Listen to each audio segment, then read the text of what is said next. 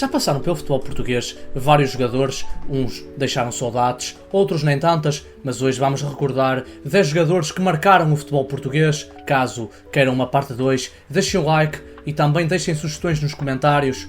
O primeiro da nossa lista é por muitos considerado um dos melhores de todos os tempos. Eusébio da Silva Ferreira passou 15 temporadas no Campeonato Português, onde representou o Benfica, fez parte da equipa que conquistou a Taça dos Clubes Campeões Europeus em 1962, frente ao Real Madrid, onde Eusébio marcou 2 golos na final. Nos 15 anos que passou em Portugal, foram 320 golos no campeonato, sendo o segundo melhor marcador da história do campeonato. Foi 7 vezes o melhor marcador do campeonato, que venceu 11 vezes e arrecadou 5 taças de Portugal. Eusébio destacava-se pela sua velocidade e capacidade de finalização, marcando grandes golos. Também fez parte da seleção nacional, que conquistou o 3º lugar no Mundial de 1966. O segundo da nossa lista é o goleador argentino Héctor Yazalde, provavelmente o primeiro estrangeiro de grande destaque a passar por Portugal.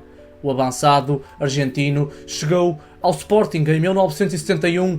O Sporting procurava um goleador que pudesse rivalizar com Eusébio e o goleador veio da Argentina. Héctor Yazalde chegava do Independiente, onde conquistara o campeonato argentino e o campeonato metropolitano. Era um excelente finalizador. O Sporting superou a concorrência de Lyon e de Valência pelo passe e pagou 4.200 contos para contar com os serviços do jogador. Ele que chegou a Lisboa em janeiro de 1971. Havia quem duvidasse, pois na altura era pouco comum estrangeiros jogarem no campeonato português, mas na temporada 1971-1972 o argentino provaria que a nacionalidade não importa. Marcou contra a Barreirense no campeonato e contra o Boa Vista na viragem do ano. Uma lesão prejudicou o seu rendimento, mas o coroar viria na temporada 1973-1974. O Sporting nesse ano conquistou a dobradinha com vitória no campeonato e no Jamor, frente ao Benfica, Yazalde arrecadou a bota de ouro, marcando 46 golos em 29 partidas. Saiu em 1975 e ainda hoje deixa saudades no nosso campeonato.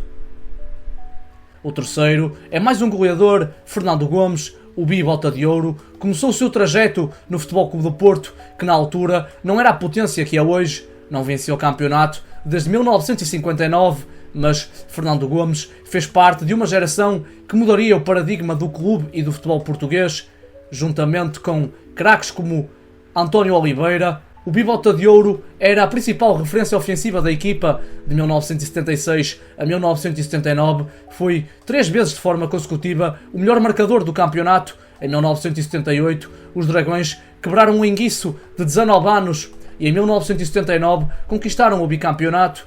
Gomes ainda teria uma passagem efêmera pelo futebol espanhol, onde as lesões não lhe permitiram brilhar e jogar com regularidade. Em 1982 regressou à cidade invicta, onde conquistou a Bota de Ouro com 36 golos marcados. Em 1984, pelos Dragões, disputou a sua primeira final europeia com derrota contra a Juventus na Taça das Taças. Em 1985, mais uma Bota de Ouro para Fernando Gomes, que com 39 golos marcados ajudou o Futebol Clube do Porto a sagrar-se campeão nacional. Em 1987 venceu a Taça dos Clubes Campeões Europeus, apesar de não ter jogado na final. Em 1989 partiu para o Sporting, onde viria a terminar a sua carreira.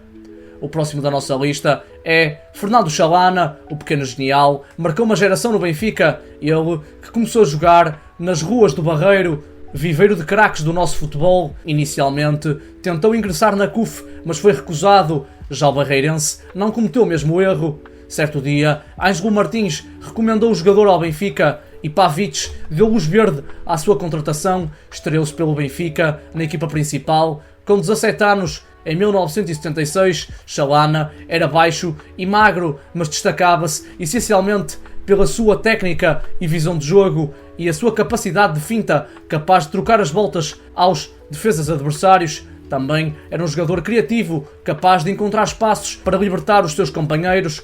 Passou 8 temporadas na Luz. Na sua primeira passagem, apesar de algumas lesões, foi sempre um jogador consistente. Pelos encarnados, foram 5 campeonatos na sua primeira passagem e 3 taças de Portugal. Em 1983, foi peça-chave para o apuramento do Euro de 1984, onde encantou a imprensa internacional e rumou para o Bordeaux em 1987. Regressou a Portugal para o Benfica, onde ficou mais 3 anos, mas as lesões não lhe permitiram brilhar com a mesma intensidade comparadamente à sua primeira passagem. Depois ainda passou por clubes como o Belenenses e o Estrela da Amadora. O quinto da nossa lista é o argelino Rabah Madjer, ele que começou o seu trajeto no futebol da Argélia. O salto para a Europa veio no Mundial de 1982, onde Madjer marcou o golo que deu a qualificação à equipa argelina. Madjer também marcou o primeiro golo da Argélia em mundiais, na vitória 2-1 frente à República Federal da Alemanha. A Argélia, que foi eliminada na fase de grupos, mas Madjer ficou na retina e foi contratado pelo Racing Paris, onde em 2 temporadas marcou 23 golos em 50 partidas. Depois mudou-se para o Tours FC em 1986, chegou para o Futebol Clube do Porto. Nessa temporada, os Dragões chegaram pela primeira vez à final da Taça dos Clubes Campeões Europeus, onde começaram a perder com o Bayern de Munique, mas Madjer marcou um magnífico gol de calcanhar e Juari deu a volta ao resultado, dando o título europeu ao Futebol Clube do Porto. O argelino voltou a marcar desta feita frente ao Peñarol na Taça Intercontinental no Japão. Depois de uma efêmera passagem no Valência, regressou ao Futebol Clube do Porto, onde saiu em 1991, bastante acarinhado pelos adeptos. O próximo da nossa lista também é mais um estrangeiro que brilhou nos relevados portugueses, Krasimir Balakov, o búlgaro, que chegou a Portugal em 1990 para jogar no Sporting. Passou 5 temporadas em Alvalade, destacava-se pela sua técnica, visão de jogo e por ter um remate certeiro, marcando 60 golos pelo Sporting em 5 temporadas. Também era excelente batedor de livres, sendo um dos melhores número 10 que passaram pelo clube. Em 1992 venceu o Prémio Stromp na categoria de futebol, venceu apenas um título, a Taça de Portugal, em 1995, que fugia aos Leões há 13 temporadas. O sétimo da nossa lista foi dos melhores guarda-redes que passaram pelo futebol português e pelo Benfica, Michel Prudhomme. Em 1994, o Benfica passava por uma fase de renovação. Artur Jorge era o novo treinador e arrumava a casa. Assim chegou Michel Prudhomme, que havia feito um excelente Mundial de 1994 pela Bélgica, onde foi eleito o melhor guarda-redes. Pelo Benfica disputou 198 partidas em 5 temporadas, despediu-se com 40 anos. Apesar da equipa não ser a melhor, demonstrou sempre segurança entre os postes e uma excelente leitura de jogo, fazendo defesas importantes. Em 1999 saiu depois de um particular de homenagem frente ao Bayern de Munique. O oitavo da nossa lista é um híbrido, pois passou pelo Futebol Clube do Porto e pelo Sporting. Refiro-me a Mário Jardel, o Super Mário, o brasileiro. Chegou a Portugal em 1996, depois de uma excelente temporada no Grêmio, pelo qual conquistou a Taça Libertadores em 1995. Passou 4 temporadas no Futebol Clube do Porto, conquistou 3 campeonatos, fechando o pentacampeonato dos portistas em 175 jogos. Foram 168 golos marcados, ele que destacava-se sobretudo pela sua finalização e pelos seus golos de cabeça. Em uma partida da Taça de Portugal, marcou 7 golos no mesmo jogo frente ao Juventude de Évora. Foi o melhor marcador do campeonato nas 4 edições em que jogou pelos Dragões. Em 2000 mudou-se para o Galatasaray, onde venceu a Supertaça Europeia frente ao Real Madrid. Na temporada 2001-2002 regressou para jogar no Sporting, depois do Futebol Clube do Porto ter recusado a sua transferência. Marcou 42 golos e conquistou a sua segunda Bota de Ouro. O Sporting, que teve um início atribulado, mas com a dupla João Vieira Pinto e Jardel, resolveu-se o problema e o Sporting conquistou o campeonato nacional, mas os problemas assolaram Mário Jardel, que desenvolveu uma dependência com as drogas. Em 2003 saiu do Sporting para a Inglaterra, mas o seu legado perdura ainda hoje no nosso futebol.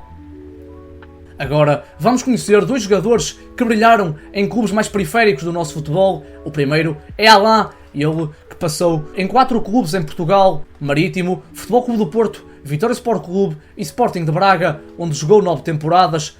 Começou o seu trajeto em Portugal em 2001, no Marítimo, porta de entrada de vários brasileiros para Portugal. Passou 4 temporadas na Madeira. Em 2005 assinou com o Futebol Clube do Porto, onde ficou 2 temporadas, onde apesar de ter jogado 43 partidas, não conseguiu afirmar-se. Ainda assim, conquistou o bicampeonato e uma Taça de Portugal, mas saiu em 2007 para o Vitória Sport Clube, onde em 34 partidas ajudou a equipa a atingir o inédito terceiro lugar depois da promoção à primeira divisão.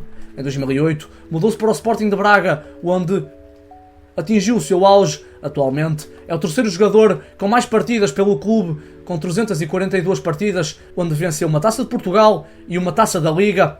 Um jogador com visão de jogo e qualidade no seu passe, também marcou golos importantes, como os 2 golos marcados ao Manchester United em Old Trafford na Liga dos Campeões em 2017. Terminou sua carreira, mas continuou a trabalhar nas estruturas do clube, sendo hoje muito acarinhado pelos adeptos. Fechamos com um jogador que pode soar desconhecido para a maioria. Refiro-me ao neerlandês Jimmy Floyd Hasselbank, ele que chegou a Portugal para alinhar no campo maiorense em 34 partidas, foram 12 golos marcados, ainda assim não evitou a despromoção da equipa para a segunda divisão. No verão de 1996 mudou-se para o Boa Vista, o quarto grande do futebol português da altura.